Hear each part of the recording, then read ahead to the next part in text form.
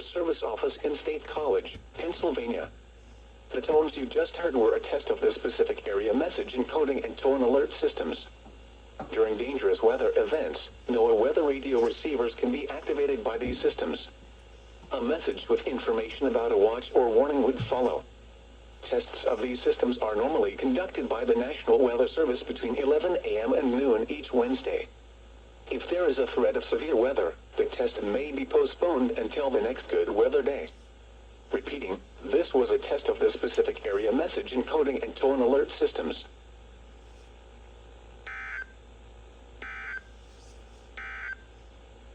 Here is the latest National Weather Service forecast for Cary, Cumberland, Dauphin, and Lebanon